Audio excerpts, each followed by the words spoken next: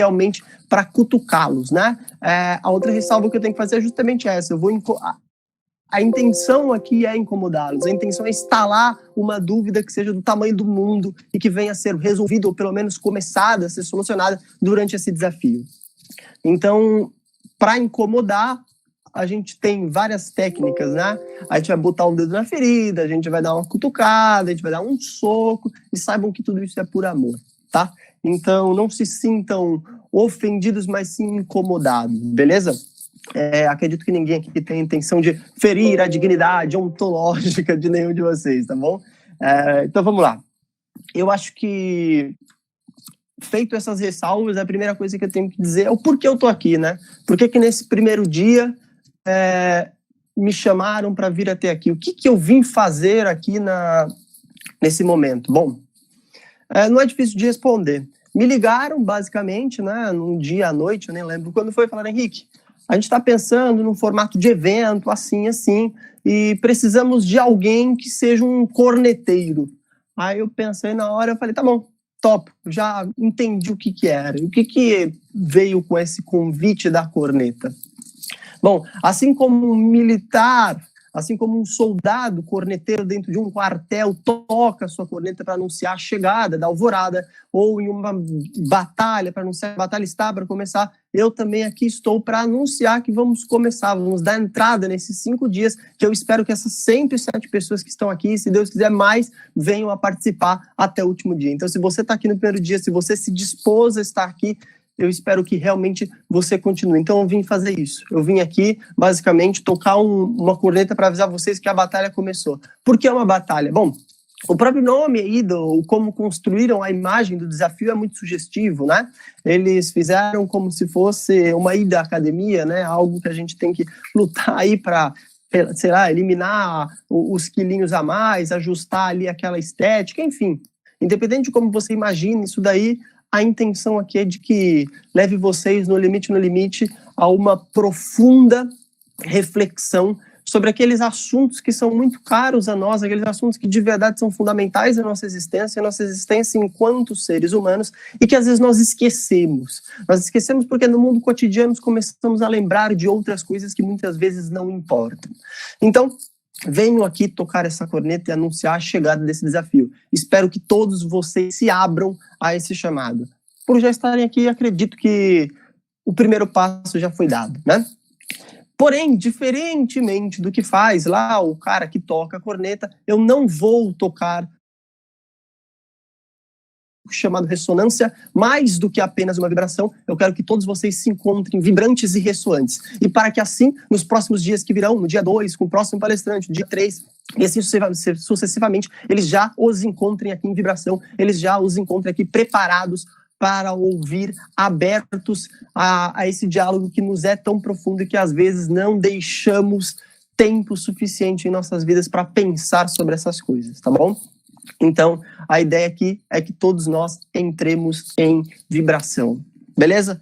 Tá, outra ressalva que eu tenho que fazer, que eu já ia me esquecendo, é a seguinte: tudo que eu vou falar aqui, por serem vozes da minha cabeça, e por ser hoje um dia não específico de um ponto específico do PPV, e sim um dia mais abrangente, eu me dei ao luxo de poder trabalhar com assuntos que são mais abrangentes. Então, na verdade, eu vou trabalhar com uma visão mais simbólica da coisa, com uma visão mais poética da coisa. Ah, Henrique, mas eu não gosto desse negócio aí, eu sei lá o que é isso aí. Calma.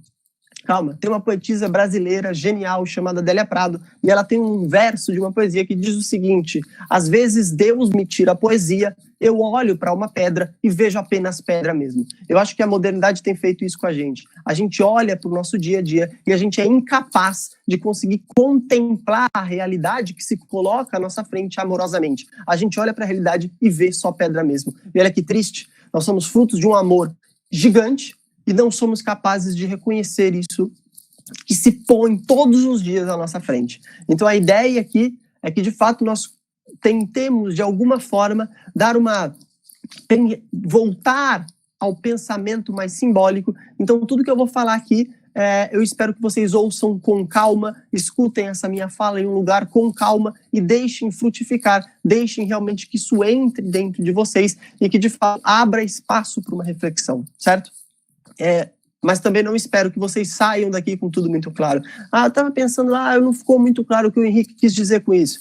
A maioria das coisas que eu vou falar aqui talvez não seja para ficar claro mesmo, porque, na verdade, estamos falando de um assunto que, no limite, a nossa racionalidade não consegue limitar, né? Não consegue cercar ali 100%. Então, eu acho que vai ser um caminho legal. Beleza? Então, não esperem que fique tudo muito claro, mas, ao mesmo tempo, esperem incômodo. Bom, a primeira coisa que eu tenho para dizer a vocês, para vocês é o seguinte. Quando eu comecei a pensar sobre o que eu falaria, como eu faria essa fala, né, que eles me convidaram para falar e introduzir o porquê da vivência de um PPV, o porquê temos que fazer isso, a primeira coisa que eu pensei o PPV nada mais é isso, todos nós sabemos. É claro para todos nós que o PPV é uma ferramenta para a busca de algo, né? Uma ferramenta para a construção de algo e justamente para a construção da santidade a qual todos nós somos chamados, já que isso trata-se de uma vocação universal, né? Então todos somos chamados à santidade, nós como católicos, apostólicos, romanos, temos que buscar isso. E é claro, buscar a santidade é mais ou menos como construir qualquer coisa que seja, né?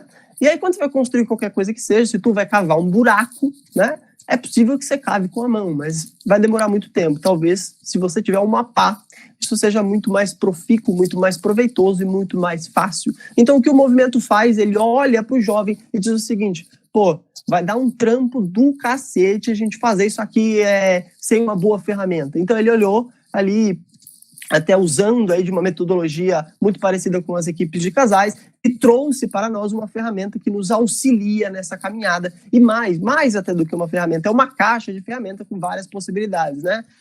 Quando eu vejo um jovem da equipe de jovens de Nossa Senhora, que não usa o PPV de fato para uma vivência de uma vida buscada, centrada em uma busca pela fé, é como se eu visse alguém que quer abrir um buraco na parede com a mão, sem usar, tendo uma maquita do lado, tendo, sei lá, uma britadeira do lado, o cara quer bater com a mão. É mais ou menos isso que a gente faz. Bom, é como se a santidade fosse uma escada que vai nos levar para o alto. E a gente precisasse construir essa escada. E aí você pode tentar marretar lá o prego com as tuas mãos, mas eu não sugiro que você faça isso. Então vamos usar o nosso martelinho que a gente tem aqui. Bom, ok, entendi que era uma ferramenta, eu precisava pensar e olhar, analisar e dizer o porquê de usar essa ferramenta, mas antes, para dizer o porquê usar a ferramenta, eu preciso voltar um passo. Mais ou menos voltar um passo e perguntar, por que nós perseguimos a santidade? O que é a santidade, né? Eu fiquei pensando, eu poderia definir a santidade como de várias formas, né? Eu poderia usar várias palavras para dizer o que é a santidade, dizer, sei lá, busca por uma vida virtuosa, de virtudes, intimidade com Deus, cumprir os seus deveres de Estado, vários desse tipo de coisa. Mas eu acho que eu me peguei pensando o seguinte, eu vou fazer da forma mais fácil possível. Eu vou pegar um conceito que é talvez elevado demais e trazer ele para o chão, trazer ele para a realidade, pegar um conceito que se eu passar uma navalha ele sangra, né? Então vamos trazer esse conceito aqui para o chão. E aí eu não sei se vocês vão concordar comigo, eu espero que concordem, mas quando eu pensei assim, se eu conhecesse alguém que não faz ideia do que seja a Igreja Católica, que não faz ideia do que seja santidade, essa pessoa vai me parar na rua e falar, Henrique, o que é santidade? E aí, como que eu explicaria isso? E melhor ainda, tentei dificultar um pouco a brincadeira, né? Porque eu falei, se eu tivesse que dar uma palavra só para dizer o que é santidade. E eu fiquei pensando, qual palavra eu usaria, né? Bom, a palavra que eu poderia usar e que me veio à mente, que eu não sei se é de vocês, se não for, digam no chat, mas acredito que seja uma boa saída, é a palavra amor. Henrique, mas o que santidade tem a ver com amor? Se você pensa assim, eu acho que o negócio tá ruim. Mas pelo menos se você tem uma ideia de que algo deve ter a ver, então estamos no caminho certo. Santidade tem tudo a ver com amor. Por alguns motivos simples. Primeiro, né? Porque na Bíblia está escrito que nós devemos ser santos, isso por palavras de Jesus. Nós devemos ser santos como o Pai Celestial é santo. Ele é santo. E outra coisa que ele é, além de ser santo, Deus é o amor. Deus é o amor. Não é isso? Deus é amor, é nome de igreja protestante. Não que eu tenha algo contra, não. Mas Deus não é amor, Deus é o amor. Existe uma diferença sutil como uma patada de elefante, brutal, né, entre dizer que Deus é amor e que Deus é o amor. Pelo simples motivo, se eu digo que ele é o amor, e consideremos que Deus seja o amor, a pergunta que eu faço a vocês e que acho que é a primeira pergunta que me apareceu e que é coerente é a seguinte: como podemos amar o amor? Vocês entendem que é amar algo que seja abstrato? E aí a primeira resposta que me vem à mente é a seguinte: bom, eu não posso amar o amor, mas eu posso amar as outras pessoas que aqui estão com amor de fato verdadeiro. Então o que é amar a Deus? Amar a Deus, na verdade, é você amar os outros em Deus. É por isso que Jesus vem e diz o seguinte: amai a Deus sobre todas as coisas e ao próximo como a ti mesmo. Este é o mandamento de fato. Quando que representamos o amor? Representamos o amor quando amamos os outros em Deus. E aí, o que isso tem mesmo a ver com a santidade, Henrique? Bom, eu desafio qualquer um aqui que quiser me dizer uma vida de um santo, portanto, pessoas que viveram a santidade, e que não foi fundamentalmente isso. Que não foi fundamentalmente viver um amor real, um amor abnegado, um amor em Deus. Isso é ser santo. Todos foram canonizados, viraram santos, porque de fato alcançaram a santidade porque amaram profundamente. Então, se eu olho para este caminho de santidade como sendo o amor, a primeira coisa que me surge é: tá bom, eu quero alcançar essa santidade, eu quero conseguir amar em Deus, amar a Deus. Como eu posso fazer isso? Bom, a primeira coisa que eu tenho a dizer para vocês é o seguinte: isso é bem difícil. Não é simples de responder essa pergunta. Não é simples porque nós temos movimentos em nossa alma, movimento em nosso espírito, que são inerentes ao ser humano e que, de certa forma, acabam aparecendo em todos nós e que nos incapacitam, de certa forma, a amar. Fomos feitos, sim, do amor e para o amor. Mas existem nós podemos esquecer disso, basicamente. Olha que interessante. E aí eu escolhi, para falar sobre esse esquecimento do amar, sobre a nossa incapacidade do amar, eu escolhi um mito. Escolhi falar de uma história. Uma história, um mito, né? No caso, o mito de Narciso. E eu gostaria muito de que, caso alguém aqui venha se interessar, que buscasse o que eu vou falar aqui, que obviamente não fui eu que inventei, que eu vou me basear na filosofia de um cara chamado Louis Lavelle, que tem um livro chamado O Erro de Narciso. Tá, vamos usar o mito de Narciso. Henrique, mas tá fugindo. Meu, você tá longe demais. Bom, eu falei que ia ser abstrato, falei que não ia ser claro, mas o primeiro ponto é o seguinte: o que teria a ver Narciso com a santidade e, consequentemente, com o amor? Bom, tudo. Vamos caminhar juntos e tentar ver se as coisas ficam mais claras, tá bom? Bom, a primeira coisa que eu tenho a dizer aqui é a seguinte: por que usar um mito? O que um mito representa? Porque mito não é mentira? Não é mentira. Mito, na verdade, ele serve para algumas coisas. Por exemplo, para demonstrar aquele movimento que nós temos interiores, os nossos movimentos da nossa alma e do nosso espírito, que de certa forma nós esquecemos que temos. Bom, quando eu falar do mito de Narciso, eu repito o que eu disse lá no começo: eu não sou psicólogo, eu não sou psiquiatra, então eu não tenho competência para abordar o mito de Narciso de um ponto de vista daquela entidade clínica que esses tipos de estudiosos abordam. Não é isso que eu vou fazer. Eu vou olhar para isso sob uma perspectiva, com a ótica de alguém que olha para isso sobre o olhar da psicologia. Bom, vamos tentar entender o porquê. Na tradição árabe, o ser humano, ele é designado pela palavra al-insan, né? É o ser humano, o homem, é o insan. Essa é a palavra que denomina homem na tradição árabe. E o que isso tem a ver? Tem a ver com o mito de Narciso? Bom, vamos lá. Insan, a palavra que na tradição árabe denomina homem, é a mesma palavra que para eles também é um verbo. E que verbo é esse? É o verbo esquecer. Olha que interessante, olha a poesia que eu falava no começo, a simbologia se mostrando para nós. De certa forma, para os árabes, para a tradição árabe, o homem se trata de um esquecente, de alguém que esquece. Mas esquece do quê? Do que o homem esquece, gente? Esquece de, sei lá, pagar o boleto lá da universidade, esquece, sei lá, a tapuer da mãe na casa do amigo, na reunião formal. Esquece dessas coisas também, é verdade. Mas não é disso que eu estou falando e não é disso que se trata o esquecimento, o homem enquanto esquecente, enquanto insano. Nós esquecemos daquilo que mais importa. Nós esquecemos da onde nós viemos. Nós esquecemos para onde nós vamos. Nós esquecemos por que acordamos todos os dias. Nós esquecemos por que fazemos o que fazemos. Nós esquecemos o nosso motivo último. Nós esquecemos o que nós queremos. É por isso que eu não lembro exatamente qual santo foi que disse, mas alguém disse o seguinte: todos os dias, a primeira pessoa para a qual eu preciso pregar o evangelho é para mim mesmo. E por que é? Justamente por isso. Porque somos os esquecentes. E veja bem, para que não nos tornemos e não demos motivo à tradição árabe da palavra insan, precisamos de um exercício cotidiano de memória. Precisamos de memória. Precisamos de um exercício de mnêmosis, memória. E é por isso que a musa da memória, Mnemosine, nos deixa os mitos. Porque os mitos, de certa forma, servem para que relembremos sempre daquilo que está inscrito no coração do ser humano, mas que esquecemos e damos motivos à palavra insã, a palavra esquecente. Bom, então vamos ao mito de Narciso, tentar entender.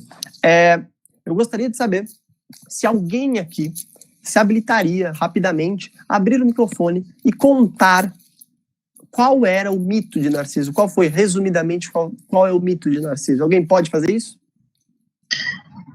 Narciso, ele, pelo que eu lembro, tá? Ele era uma pessoa muito bonita, um jovem muito bonito, que atraía várias mulheres, mas ele era muito arrogante. E aí, uma certa vez, eu não lembro quem foi, foi uma deusa, acho que foi a deusa da vingança, acho que Nemesis, uma coisa assim, que o amaldiçoou, falando que para ele se olhar no espelho, né, no caso, para ele ver a sua própria imagem, porque não existia isso, né, esse reflexo. E aí, quando ele se viu, ele se apaixonou por si mesmo, né. Pelo que eu lembro, foi essa a tragédia. Ele se matou porque ele viu o próprio reflexo na água e foi atrás, né, quem é essa criatura linda e tal, e morreu. Pelo que eu lembro, essa tragédia, resumidamente, bem resumidamente. Perfeito, não, perfeito, era isso mesmo, e é isso que a grande maioria, acredito que lembra. Lembra justamente quando Narciso se debruça sobre a beira de um lago, vê o teu reflexo ali, e por ele se apaixona como um drama, uma maldição, e ali ele acaba morrendo, se afogando, enfim, depende aí, tem várias formas de contar o mito. Mas tem algo que a gente esquece do mito de Narciso, que vem antes. Esse não é o primeiro drama de Narciso. Então vamos lá, vamos voltar. O mito de Narciso nos vem contado pelo poeta Ovídio em seu livro Metamorfoses. Em seu livro Metamorfoses, Ovídio diz o seguinte: ele diz que Narciso, muito bem, é um jovem muito belo. Só que o estranho de como ele constrói esse belo, porque ao mesmo tempo que ele conta que Narciso era belo, ele também nos diz o seguinte: olha, Narciso era um jovem, mas não era bem um jovem adulto. Não era um adulto, era um jovem, e não era também um jovem adulto. Ele estava ali mais naquela fase de adolescente. E eu pergunto, como pode um adolescente ser assim tão belo, né? A adolescência é aquela fase em que os braços, um é maior do que o outro, em que a voz, hora tá fina, hora tá grossa, em que tem aquela bosta daquele bigodinho feio pra diabo. Não tem nada mais horrível e asqueroso do que bigode de adolescente. Eu sei, eu sou professor, eu vejo isso todos os dias. Então, veja bem, é interessante isso, mas ao mesmo tempo ele era um jovem belo. Vamos entender o porquê que Narciso é colocado como belo ali. Antes de tudo, vamos relembrar a história de Narciso no começo, desde o começo. Narciso, ele é filho de um rio. Narciso é filho de um rio. E por ser filho de um rio, olha que interessante, por ser filho de um rio, do rio Céfisa, a história dele diz muito, ele já entra na história com algo trazido daí. Bom, para entender o que é ser filho de um rio, precisamos primeiro entender o que é um rio. Mas antes, só lembrar que o oráculo já tinha dito, né, que Narciso poderia ter tudo se ele não se dispersasse e fugisse do seu leito, porque ele era filho de um rio. Bom, um rio nada mais é do que algo que entra na história com força, com um caminho, um progresso. É uma água que sai de um lugar, sai de uma montante e se encaminha até jusante. Ele é delimitado pela sua margem e se ali corre, sem paralisar, por dentro da sua margem e chega ao seu fim, ele cumpre o seu destino. Qualquer intercorrência nisso descaracteriza o rio, tira do rio aquilo que ele de fato é. Um rio, se tiver a sua água, se a sua água parar de caminhar, aquele rio vai virar um charco, vai virar um lago, vai virar qualquer coisa, vai florear, mas vai deixar de ser um rio. Então, um rio não pode ser um rio paralisado. Ao mesmo tempo que um rio que não é delimitado pela sua margem, ele também vai se dispersar e logo, logo vai secar e deixar de ser um rio. Certo? Bom, então Narciso, de certa forma, ele carrega isso dentro de si. Narciso não pode paralisar, porque, como filho de um rio, se paralisado e perder as suas margens, ele não completará o seu destino. Olha que interessante. Bom, conta a história que, certa feita, o primeiro drama que Narciso viveria é quando, caminhando, ele entra, na verdade, em um lugar chamado Vale do Eco. O primeiro grande drama de Narciso não é o apaixonamento pelo olhar na água do lago. O primeiro grande drama de Narciso é quando ele entra nesse Vale do Eco, onde tinha as musas, né? E lá ele conhece a musa Eco. Quem é a musa Eco, Henrique? É o eco mesmo, aquele fenômeno físico que nós conhecemos. Então Narciso entra no Vale do Eco, conhece essa musa e o drama se dá aí, o primeiro grande drama. Ele se apaixona pela musa Eco. Agora vamos pensar, o que é o eco? O que é o fenômeno do eco? O fenômeno do eco é aquele fenômeno em que muitos de nós provavelmente nos maravilhamos quando o descobrimos, né? Quem não se maravilhou pelo fenômeno do eco, né? Geralmente, isso quando acontece, somos crianças, o pai, a mãe, alguém, quando a gente, olha, nesse lugar aqui, se você gritar, você vai ouvir a sua própria voz. E a gente fica atônito, né? A gente para, verdade, tudo. E aí, geralmente, o que a gente faz, ensinado, né? A gente testa o eco, chamando o próprio eco. Então, a gente fala, eco, eco, eco. Não é isso? Bom, então ali, Narciso se apaixona pela musa Eco. É claro que o fenômeno físico Eco ali toma a forma de uma musa. Henrique, por que isso é uma tragédia? Bom, é uma tragédia porque ao se apaixonar pela musa Eco, Narciso se apaixona pela sua própria voz. Narciso se apaixona por si mesmo. Como assim, Henrique? Bom, segundo a maldição, a musa Eco só poderia amar Narciso, só poderia retribuir o amor a ele, caso ele desse o primeiro passo. Era um amor em que ele necessariamente precisaria dar o primeiro passo. O primeiro passo nunca viria da musa Eco. Ele que teria que chegar até ela e dizer, te amo, e ela responderia, amo. Unamo-nos, e ela, amo-nos. Reunamo-nos, unamo-nos. Então, veja bem, olha que drama. Narciso se apaixona por um amor incompleto. Incompleto porque ele nunca será dado sem que ele tenha dado o primeiro passo. E pior, após o primeiro passo, o retorno do amor que ele tinha era nada mais do que as próprias palavras dele. Narciso ouvia as suas palavras. E ainda se você dissesse, não, mas ele ouvia as palavras dele com integridade, com força. Não é verdade. Narciso gritava, te amo. A musa Eco respondia, amo. Gritava, reunamo-nos. E a musa Eco respondia, unamo-nos. Ou seja, era pior do que parece. Ele se apaixonava por partes amputadas do seu próprio ser. Narciso estava apaixonado por si próprio. E como nós podemos entender isso no dia de hoje? Bom, no dia de hoje em que muito se fala sobre autoconhecimento, em que muito se fala sobre buscar conhecer a si, em que muito se fala sobre a merda do amor próprio, e aqui perdão pela expressão, e eu não estou reclamando do amor próprio quando é olhado por aquele espectro do respeito, do cuidado a si, não. Eu estou falando do que de fato tem acontecido e que as pessoas têm chamado de amor próprio. É um amor que não faz sentido do ponto de vista de amor. Porque um amor necessariamente precisa ser um sentimento exógeno, um sentimento que saia de você. Como é que você pode se apaixonar por algo que vem dentro de você? Nada mais é do que o próprio Narciso se apaixonando por pedaços amputados da sua própria voz.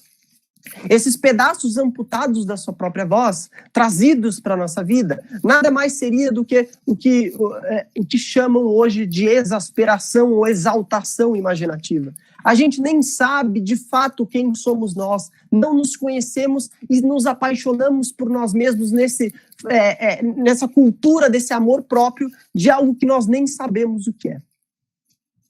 São partes amputadas de nós mesmos. Bom, esse é o primeiro grande drama de Narciso, o autoapaixonamento por estribilhos da sua própria voz. Narciso é incapaz de amar alguém que dê o primeiro passo. Narciso é incapaz de amar alguém em que ele diga para a pessoa, eu te amo, e ela responda completamente. Sabe por quê? Porque ele prefere amar o eco, que vai repetir uma parte amputada, uma parte que é dele mesmo, mas que é segura. A incapacidade de amar muitas vezes se estabelece nessa necessidade nossa por desejo de segurança. É como se houvesse um império do coração mesquinho em que a nossa necessidade de segurança fosse matando, fosse minando a nossa capacidade de amar. Como diria Shakespeare, a necessidade de segurança incapacita as pessoas de amar. Por quê? Porque qual é a segurança que você tem quando você olha para o teu irmão? Quando você olha para a tua esposa, né? Eu não sou casado, mas enfim, isso pelo menos é o ideal do matrimônio. Quando o sacerdote olha para Jesus ali na frente dele, qual é a certeza da resposta que você terá? É claro que o sacerdote ali na relação dele, ele tem uma vantagem, né? Mas enfim, nós, enquanto seres humanos, quando nós olhamos um para os outros, quando você olha para o teu irmão equipista, para o teu irmão necessitado, aquele que lá no começo eu falei que precisamos amar o próximo, qual é a certeza que nós temos de que voltará um eu te amo e não qualquer outra palavra? Nenhuma certeza. Nenhuma certeza. E isso, de certa forma, vai incapacitando a gente, porque a gente tem uma necessidade de segurança, de ouvir algo que seja seguro. E isso vai matando a nossa capacidade de amar. E se mata a nossa capacidade de amar, mata a nossa capacidade de ser santo. Porque os santos, eles não tinham medo. Eles não tinham medo de amar, independente do que viesse por consequência daquele amor. Bom, esse é o primeiro grande drama de Narciso que se instaura dentro dessa necessidade de segurança. Bom, passado isso, chegamos aí sim por apaixonamento de Narciso à beira do lago, né? Quando ali ele se apaixona pela própria imagem. Quando Narciso vai ao lago, desce o rio e chega ao final, e ali ele encontra um lago, ele se apaixona, diz que ele se debruça sobre o lago e se apaixona pela própria reflexo. Mas tem alguma coisa aí que é bem, bem interessante, né? É verdade, não tinha espelho naquela época. Mas quem já se olhou na água, se olhou no lago e me disser que realmente viu a sua imagem perfeita se revelando ali, que foi uma imagem boa, está mentindo. Não é essa imagem que a gente vê quando a gente olha para um lago. Porém, entre essa imagem e aquela imagem que eu não sei qual é, essa imagem também gera também um auto-apaixonamento. Então Narciso se debruça ali de novo e se apaixona pela sua própria imagem. E olha que interessante, em Ovídio tem um pedaço que é pouco explorado, mas que é interessante da gente falar. Ele diz o seguinte, que a imagem de Ovídio pela qual ele estava apaixonado de si próprio só podia ser vista entre um período curto até o pôr do sol. Então, era mais ou menos como se o mito dissesse assim, olha aí, se apaixona, mas também não se apaixona muito não, porque, sabe, é só esse pouquinho aí que você vai ter, não tem mais que isso. Esse amor aí é restrito. Bom, dito isso, eu acho que essa é a história, né, de Narciso que eu queria refletir. E vamos dar um passo a mais agora, passar por uma outra parte. Alguém queria colocar alguma coisa? Não ficou claro alguma coisa até aqui? Nicolas, tem alguma pergunta, alguma coisa que fala sobre isso? Sobre essa parte do tema, não. Só perguntaram quem criou o PPV. Se você souber responder também. Essa a gente vai ter que... Olha, eu vou dizer que a gente tem a resposta. Depois, no final, a gente conta para vocês, tá? Bom, vamos lá. Então, essa foi a primeira parte. Veja bem, olha que interessante. Nas duas vezes, a necessidade de segurança de Narciso o paralisou. Quantas vezes nós, em nossa caminhada rumo à santidade, queremos ter uma segurança mais do que nós podemos ter e nos paralisamos? Porque a gente tem o trabalho, a família, o não sei o que, o namoro, a JMS, a paróquia, a não sei o quê, o jogo de futebol, tem tudo, né? E aí é muita coisa, e aí as primeiras coisas que a gente vai deixando, estranhamente, primeiro abandona a JMS, depois abandona a vida de oração, depois... É estranho isso, né? Por quê? Porque olha que interessante, se eu vou até o jogo de futebol, eu tenho ali de fato, em carne e osso, vendo e sei que eu vou sentir alguma sensação, né? Que aqui eu nem vou usar a palavra amor, mas vou sentir alguma sensação. Que não é nem um pouco duradoura. E eu não tenho segurança nenhuma em ir à minha reunião de equipe. Eu nem sei se eu não vou voltar de lá mais puto, porque eu vou perceber algo em mim, ou algo que vai me deixar nervoso, né? Então, veja bem, eu acho que este é o primeiro movimento que nós precisamos ter em mente. A nossa incapacidade de amar que a gente tem trazido com a modernidade, certo? Bom, Henrique, eu não estou entendendo muito bem esse negócio. Eu vou explicar para vocês. Vamos entrar num outro ponto aqui. Vou já passar para o próximo tópico. O próximo tópico é, o que isso revela na nossa vida de hoje? Lá na chamada para essa palestra, tinha lá o que Kant tem a ver com Lumière, que tem a ver com Simba, que tem a ver... Enfim, era um bagulho muito louco, né? Mas tem a ver. E o nosso próximo tópico, nosso próximo passo é olhar para Kant. Kant foi um filósofo, né? Já muito importante e que trouxe algo que, de fato, por mais que você não saiba, por mais que nós não tenhamos consciência, de fato, do legado de Kant, esse legado está dentro do teu coração. Está dentro do teu coração porque, de certa forma, foi o mesmo legado que Descartes deixou e que foi seguido por tantos outros. Que legado, Henrique? Quando nós nascemos, somos colocados dentro de uma sociedade que acredita que somos incapazes de conhecer a coisa em si. Kant dizia que existia a coisa em si e a coisa para si. E nós somos incapazes de ver a coisa de fato, de conhecer a verdade com V maiúsculo. Eu nem vou entrar muito nesse assunto, mas ele disse, para mim e para você, católicos, apostólicos, romanos, que nós somos incapazes de conhecer a verdade com V maiúsculo. Ele estava maluco. Mas tudo bem, ele é Kant, eu não sou ninguém.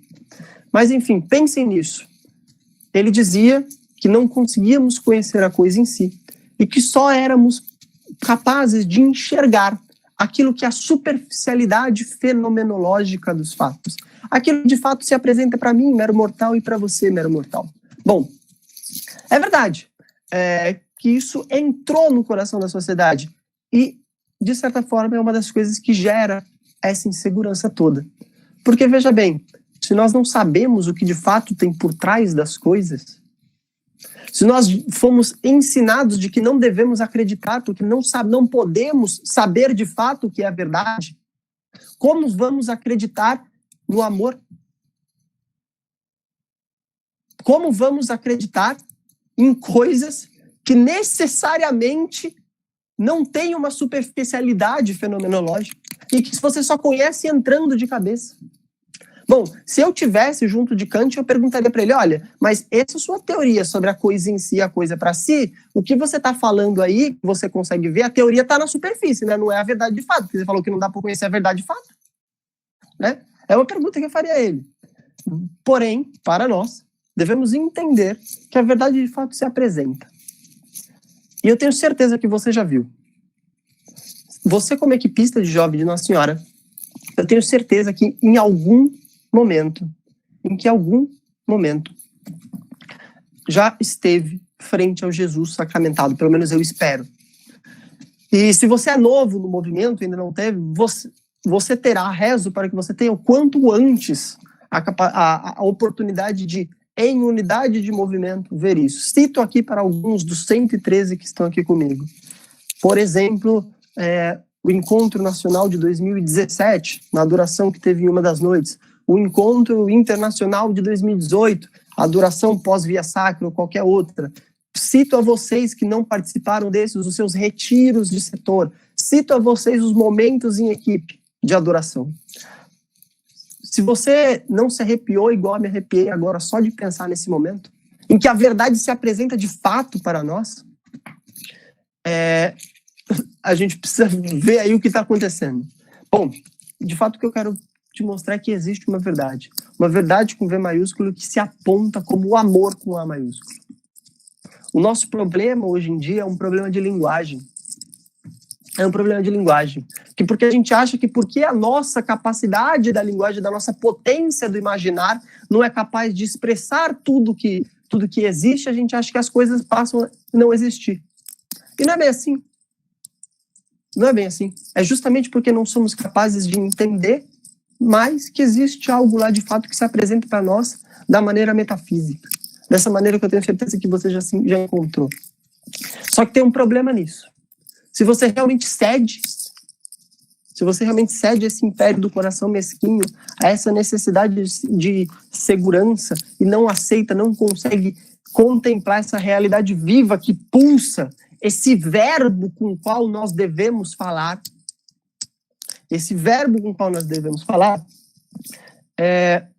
realmente, talvez você esteja como Narciso apaixonado pela musa. E como a gente consegue resolver isso? Bom, a gente consegue resolver isso justamente no caminho rumo a uma santidade. Ok, tá, vamos lá então. Bom, mas isso ainda parece que tá meio osso, né? Vou tentar mostrar para vocês de um jeito um pouco mais fácil. Será? Rei Leão. Pode ser Rei Leão? Vocês gostam de Rei Leão? Alguém fala no chat aí se eu posso falar de Rei Leão, porque eu não sei, né? Pode falar de Rei Leão. Então vamos falar de Rei Leão. Olha lá, todo mundo falando de Rei Leão. Então vocês me ajudem aí se eu esquecer. Puta, agora entrou em Rei Leão. O que Rei Leão tem a ver com isso? Vou dizer para vocês o que Rei Leão tem a ver com isso. Tentar narrar um pouco a história aqui do Rei Leão. Acontece tudo lá que a gente sabe que acontece. O tio do jovem Simba mata o pai, né? Lá do jovem leão. E aí ele foge. Vou simplificar a história aqui, hein? Vocês sabem muito bem, melhor que eu da história. E aí o jovem leão foge lá. E o mais importante, ele foge do quê? Ele foge do seu dever. Ele foge daquilo para qual ele foi criado. Ele foge do dever de cuidar dos outros. Ah, mas ele foge porque... Não interessa, ele foge. Olha a simbologia. Ele foi criado para ser um leão. Quem é o leão? Ele foi criado para ser um leão. Ele é filho do leão rei. E ele foge. Ele foge porque ele sente ali um descompasso dentro dos sentimentos dele e ele vai embora. E quando ele tá indo embora, que ele ainda tá meio jovenzinho, caminhando por lá, até com aquela jubinha de lado, assim, ele pega e ele encontra quem? Quem que ele encontra? Ele encontra o Timão e Pumba, certo? Lá o suricato. E aí, ele para na frente dos dois e, de certa forma, ali, em algum momento, eles interpelam. Ah, mas você está perdido? Onde você está? Como é isso aí, né? Bom, aí eles meio que explica tudo, mas dá uma explicadinha ali, fala, tô meio perdido, não sei o quê. Aí fala que tá triste, né? Aí o Timão e o Pumba vira pra ele lá, fala, o Timão, no caso, vira e fala, olha, não tem por que você ficar triste. Não tem por que você sofrer. Você não precisa sofrer. Ainda mais sofrer pelos outros. Você tem que pensar em você. Eu vou te apresentar uma filosofia de vida. Eu vou apresentar o Hakuna Matata. Hakuna Matata é lindo de ver. É lindo de ouvir. É lindo de tudo. Mas é uma bosta de viver. É o quê? É você viver tomando banho de cachoeira, comendo lá as geleinhas doce das lagartas, cantando e dançando. Isso é o Hakuna Matata. Enquanto os teus pares passam por maus bocados. Você deixa o seu dever de Estado para viver o Hakuna Matata. Às vezes a gente olha pro Evangelho como se fosse um Hakuna Matata, aquilo que tem que completar o nosso contorno afetivo.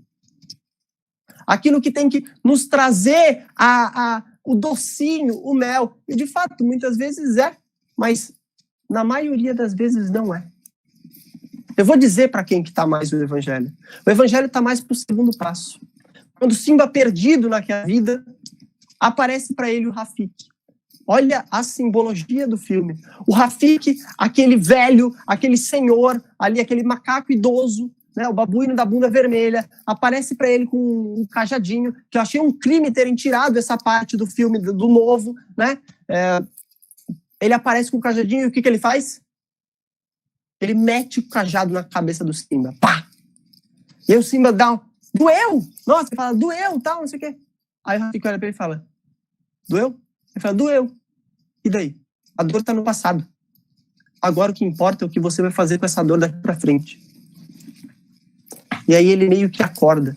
É como se fosse um despertar para a vida dele.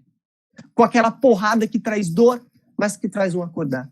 E aí quando o Timão e o Pumba descobrem que ele é rei, o Timão vira para ele e fala, mas você não tinha me falado que você era rei? E aí, de fato, ele volta lá, né? E aí o que ele faz? Ele bota a pele dele em risco. Ele bota a carne dele em risco, sem saber o que vai acontecer, sem ter segurança nenhuma, para de fato guiar os outros contra o império do seu tio, que tomou ali o lugar de seu pai, né? E das hienas. E ali o sol volta a clarear, as árvores voltam a florir e a alegria volta. Volta quando ele toma posse do dever de Estado. É quando ele não joga a biografia dele fora. Quando ele não joga o que ele foi criado para fazer fora. Nós fomos criados para algo muito específico. E aí o que eu te pergunto é, você quer viver mesmo no Hakuna Matata? Você acha isso legal? Você acha legal comer jujuba? Docinho, né? É legal mesmo. Mas e aí? E a vida que de fato se mostra, né? E a vida que de fato se gasta pelo outro? De alguma forma ou de outra. Olha que interessante, né? Entra aqui a história do Bela e a Fera. Outro filme, Henrique? Vamos de Disney, já estamos aqui mesmo, né? Vamos continuar. Mas eu não vou centrar na história da Bela e da Fera lá, que eu poderia até falar sobre isso, mas não acho que seja o ponto mais importante aqui. Eu quero centrar na figura de um cara. Eu quero sentar na figura do Lumière. Quem é o Lumière? O Lumière é a velhinha. O Lumière é a velhinha. E a pergunta que eu faço para vocês é, a foto do Lumière no desenho, ela é intacta? É uma velhinha nova? Ou é uma velhinha que já está derretida? Né? É claro, ele é o candelabro em si, mas enfim, né? Tem ali a... Verdade. Padre que bem me lembrou. Mas, de fato, vamos olhar lá para a vela. Veja que a vela ali... o que é uma vela, de fato, né? Uma vela, de fato, que cumpre o seu papel. Uma vela, de fato, que cumpre o que ela está fazendo. É uma vela que está inteira? É uma vela que está guardada no fundo do armário? Para que serve uma vela guardada no fundo do armário? Para que serve aquela vela que você enche o saco do tamanho porque está em cima do armário já faz 3 anos e nunca foi acesa? Para que serve aquela vela? Ela é inútil, ela não serve para nada. Uma vela só serve quando ela é acesa. E olha que dor do ponto de vista da vela. Olha que dor. Quando ela é acesa, ela começa a derreter. Ela começa a se doar. E, de fato, quanto mais derretida está, quanto mais disforme está a vela, significa que ela mais iluminou. Nós somos velas. Nós somos velas. Quem você quer ser? Você quer ser o cara que vive o Hakuna Matata e deixa de servir? Você quer ser a vela que fica no fundo do armário? Ou você quer ser a pessoa que bota a tua vida em jogo? Voltando lá para a história do Narciso, para o amor próprio, olha o amor próprio que faz com a gente. Olha, amor próprio. Já pensou? Eu fico pensando, já pensou se Jesus Cristo tivesse pensado em algum momento, falar assim, não, quer saber? Eu vou pensar, vou ter um pouco de amor próprio, vou pensar um pouco mais em mim, né? Porque eu tô só me ferrando. É só isso que acontece comigo. Então eu vou pensar em mim, ó. Valeu, falou, galera. A gente se encontra no bar. A gente tava fodido. E essa é a palavra. Aí tava ferrado. O que ele fez? Ele se consumiu, ele se derreteu. Ele cumpriu o dever dele. Aquilo para qual ele foi criado, ele não fugiu da margem do rio dele. Ele não se apaixonou por imagem dele mesmo, por mais que ele pudesse, porque ele era Deus. Ele não fez isso. E a gente? A primeira coisa que eu pergunto é o que a gente faz quando a gente acorda? Quando você acorda todo dia, quando eu acordo todo dia. A primeira coisa que eu penso é como eu vou cumprir o meu dever, ou é, ai que gostosinho, eu queria continuar, vou apertar o soneca para ficar aqui mais 5 minutos. É por isso que São José Maria Escrivá, no caminho, ele coloca a santidade como sendo algo das pequenas coisas. Ele dedica um capítulo no caminho inteirinho para as pequenas coisas. E dentre as pequenas coisas é fazer as coisas na hora certa, o que tem que ser feito, cumprir o teu dever, é acordar no horário certo, é rezar de fato, é ser caridoso, é parar de reclamar. É isso que Deus coloca de fato para a gente, certo? E olha que interessante, né? A gente foge das coisas, né? Jesus, sem querer aqui fazer graça, né? Mas já sendo, de certa forma, gracioso, quando Jesus ressuscita, a pedra rola, né? E quando entra lá no túmulo, ele não está, os panos estão dobrados. O cara acabou de se doar para salvar a humanidade. O cara é Deus. Ele podia sair de lá voando, empurrar a pedra e falar, voltei. Não. Ele arruma, a primeira coisa que ele faz é, salvei a humanidade, acordei, ressuscitei, vou arrumar minha cama. Eu vou cumprir o meu dever aqui. Todos os dias. Não importa que ninguém vai ver, não importa que a roupinha da cama. Eu vou arrumar minha cama. Eu vou cumprir o meu dever. Olha que interessante. Ele podia rolar a pedra lá e falar, ô Neide, chega aí, Neide. Arruma aqui, eu tenho muita coisa para fazer, tenho que ir lá encontrar com os discípulos de Emaú, entrar no Senado, sei lá, muita coisa para fazer. Arruma aqui, depois eu volto. Não. Ele para, arruma ali a cama dele, de certa forma, né? E vai embora. E quando você cumpre o seu dever de Estado, você, de alguma forma, tá de certa forma, e conscientemente, de fato, caminhando. Por quê? A sua vida é uma. Sua consciência. É claro, a gente pode ali, de certa forma, trabalhar as nossas circunstâncias e devemos. Mas a tua circunstância é uma. Se você ficar na sua exaltação imaginativa pensando o que poderia ser, quem o Henrique poderia ser, o que o Henrique poderia fazer, o Henrique poderia ser, sei lá, príncipe da Noruega. E se eu ficar pensando nisso que eu merecia, eu vou ficar apaixonado por uma imagem do príncipe da Noruega. Olha o Narciso aí. E achando que eu fui injustiçado. Porque eu não vim como príncipe da Noruega. E aí o que eu tenho que fazer? Ficar imaginando mesmo? Eu não estou dizendo para a gente aceitar tudo que é nos imposto. Na verdade, o que eu estou dizendo aqui é o que o Dr. Frank, de certa forma, dizia dentro do livro dele, Em Busca de Sentido. Ele dizia basicamente o seguinte, olha, tu tem essa circunstância. Se ela for boa, desfrute. Se ela não for boa, tente mudar. E se você não conseguir tentar mudar, mude a você mesmo. Mas sabe o que a gente faz? A gente reclama, a gente larga, a gente vai lá e fala, puta, eu não aguento mais ir na reunião, puta, meu amiguinho, puta, eu não vou fazer PPV, porque se eu sentar pra fazer PPV, vão ver que foi tudo uma bosta, que eu não fiz nada de novo, né? Eu não tô cumprindo com as coisas. Ou então pior, né? A pessoa não faz PPV porque ela senta ali, ela não consegue enxergar o que de fato cada ponto reflete na tua vida de santidade. Reflete na tua vida de santidade. E não é muito difícil de entender isso. Ah, mas é que sabe o que é? Eu entendo tudo isso, eu sento lá, mas, meu, toda vez eu volto, aí eu erro de novo. Pô, tá bom. A gente erra, a gente volta, a gente erra de novo, a gente volta, mas não é por isso que eu vou deixar. Nós somos pedreiros de casas incompletas. Nós somos pedreiros de casas incompletas. Nós estamos em uma construção eterna. E te digo do que é essa construção eterna. Essa construção eterna é da obra de Deus. Olha que interessante, obra, né? Obra. Por que você acha que São José Maria Escrivá deu um nome lá pro negócio, lá de obra? Ah, porque ele gostava da palavra, né? Podia, sei lá, chamar Coca-Cola, mas ele escolheu obra. Não é por acaso. É porque nós somos serventes da obra de Deus. Ah, não, Henrique, eu não sou servente, né? Eu acho que eu sou engenheiro. O primeiro pensamento que vem na nossa cabeça é, eu não vou ser o servente, eu vou ser um engenheiro, né? Tu já entra no jogo achando que você é moralmente superior ao outro. E a tua vontade de amar o próximo, o seu se doar pelo outro, já ficou lá na casa do caramba. Vocês entendem isso?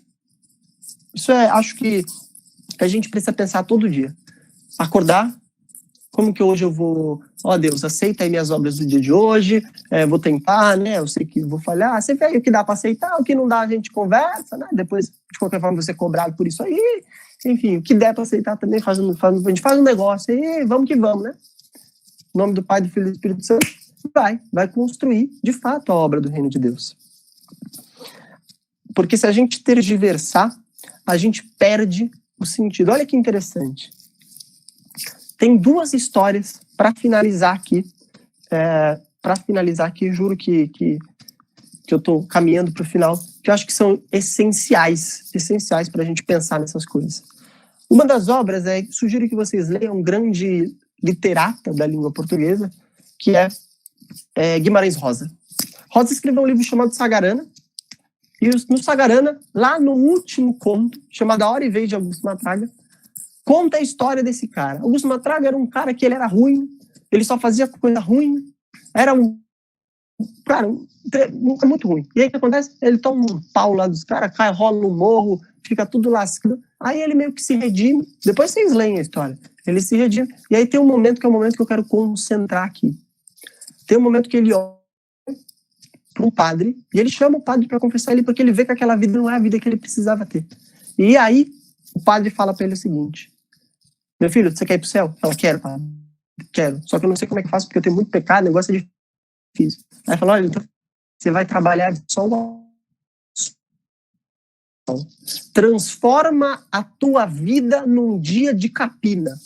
É isso que diz o padre pro Augusto Matraga.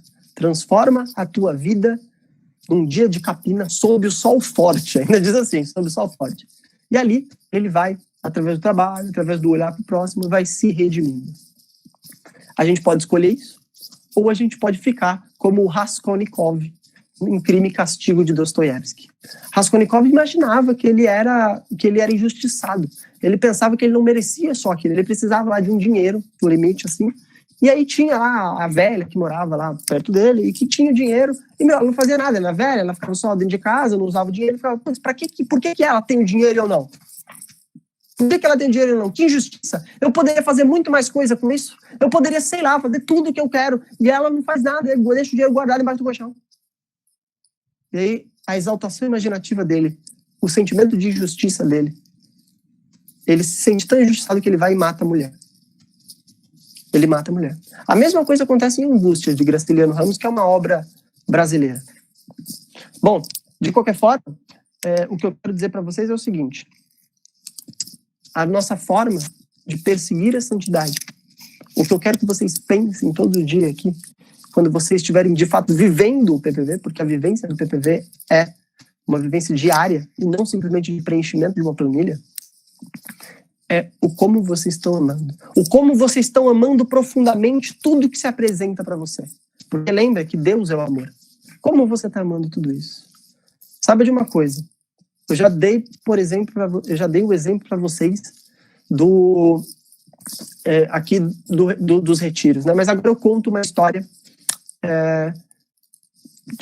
para finalizar, e de como a gente pode viver isso e como o movimento proporciona a gente que a gente enxergue. É como se ele desse, além do PPV, o PPV fosse um óculos para a gente enxergar esse amor. Eu, em 2016, fui parar sem querer mesmo, sem querer. Cara, não foi que eu não quis, eu obviamente quis, mas tudo culminou para eu ir parar no encontro internacional das equipes de jovens de Nossa Senhora em Sevilha, na Espanha. E eu digo que tudo culminou e foi sem querer, porque de fato eu mesmo não tinha como estar lá. E hoje eu não vejo de outra forma como sendo Deus que me colocou lá. Lá eu conheci as pessoas maravilhosas, pessoas que de fato hoje são essenciais na minha caminhada de vida. Inclusive pessoas que não eram da minha equipe, hoje são, de base. Olha que interessante. Mas enfim, após esse encontro, a gente foi para Roma. Eu e mais 2 amigos que eram equipistas e que hoje não são mais. Um foi para o seminário e a outra casou, tem um bebê maravilhoso. Henrique, o que isso tem a ver com amor? Bom, amor a Deus, na verdade, com caminhada de santidade. Eu ali, meio perdido ainda, tinha 1 ano e pouco de movimento. A gente andou pra caramba num dia lá em Roma, um sol desgraçado, muito sol. Eu não gosto muito assim puta, eu começo, quando vou cansando, eu começo a ficar chato. Já mais do que eu já sou. Aí cheguei lá e falaram, olha, naquela igrejinha ali tem uma escada. Uma escada simples, né? É só a escada do Palácio de Pôncio Pilatos. Só. Né? Aí eu parei e falei, eita. Aí meus amigos, não, vamos lá, tal. Aí a gente foi lá. E quando a gente chegou lá, as pessoas subiam de joelhos aquela escada, como penitência e tal. E eu olhei, né? Meu amigo não quis subir, né? Mas a minha amiga de equipe, ela quis. E ela me cutucou e falou, Henrique, vamos. E assim, eu realmente fui subir aquela escada por subir a escada. E aí o que aconteceu? Ali foi um dos momentos em que eu presenciei o amor de Deus. E o amor de Deus a Deus. Olha que interessante.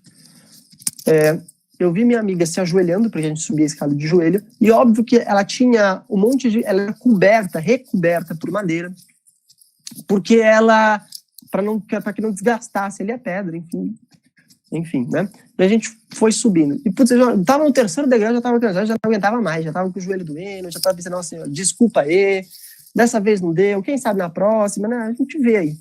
E aí, de repente, eu olho pro lado. E eu olho pro lado e eu encontro o olhar dessa minha amiga.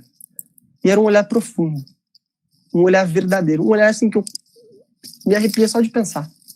Porque ela de fato olhava para cima, assim, pro final da escada, e ela subia. E ela subia assim com um fervor de como quem estivesse indo ao encontro de Deus mesmo.